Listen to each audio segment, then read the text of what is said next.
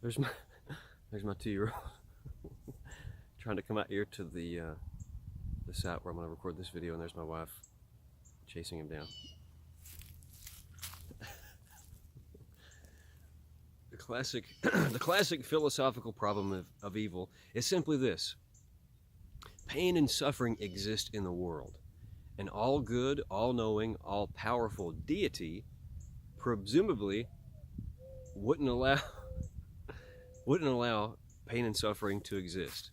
And so evil, understood generically as human and or animal suffering, since it exists, this suggests that either God isn't all-powerful, or isn't all-knowing, or isn't all-good. That's the basic problem of evil. It doesn't have anything at all to do with the fact that evil exists, and since it exists, that's a problem for humans. No, it's a problem in the sense that it seems to put pressure on the theist's position. It seems to suggest that God doesn't exist, or is of a different nature than people typically assume. Now, of course, there are several different responses to this, and then responses to the responses, or rejoinders. One response is that pain and suffering or evil is and are necessary in order for humans to experience higher order goods, in order for us to grow in our character, in order for us to show our worth in various ways. Alvin Plantinga suggests that majestically suffering through cancer, for example, would be one way to show our worth as persons. And this is something that we wouldn't be able to do without the suffering of cancer.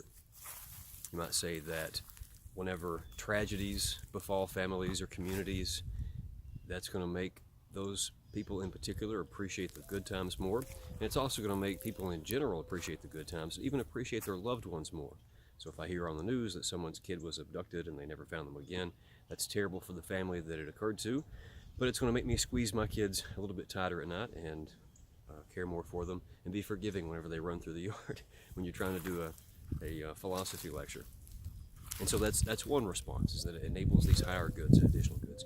Well, a rejoinder to that is that, well, if God's all-powerful, couldn't God have created us in such a way that we could develop our characters and show our worth, etc., in a fashion that didn't require the existence of suffering?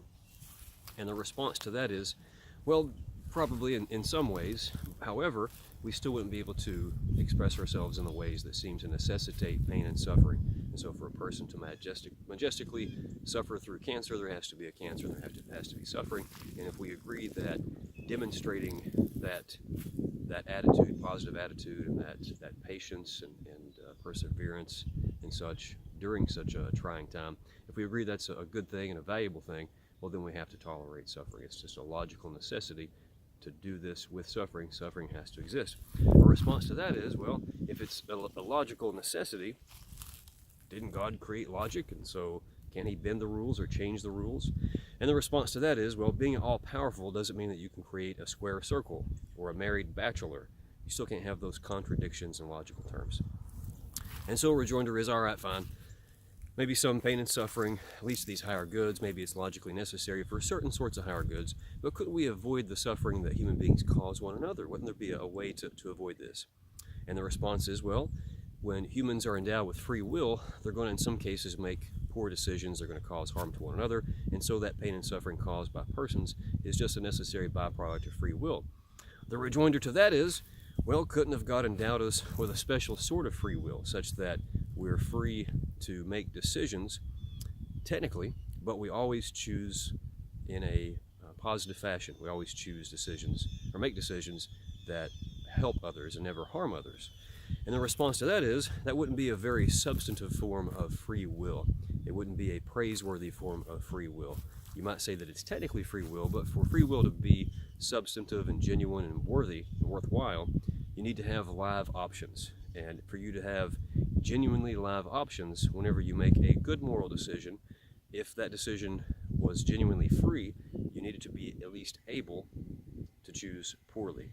And if human beings, which are, of course, imperfect creatures, have that live option, they are in some cases going to choose poorly, and therefore suffering will come about from human choice. So that's the That's not where the argument necessarily ends, but those are the primary twists and turns. The basic argument, the basic worry is, hey, there's all this pain and suffering. Wouldn't a good God, if he was all-powerful and all-knowing, eradicate all this pain and suffering? And the response is, well, pain and suffering can actually bring about some good states of affairs. Sometimes it's a beneficial thing. And then the response is, well, couldn't God have made us differently so we wouldn't have to go through that to receive those benefits? And the response is, well, some of those benefits aren't logically necessary. You have to have the suffering. Then the response is, well, what about this pain and suffering that's a result of our actions, mass shootings, people that are just generally mean to one another?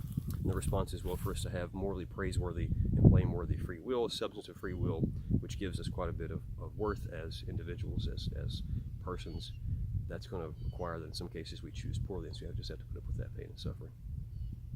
So there you go, the problem of evil, some of the primary twists and turns. Hope you enjoy.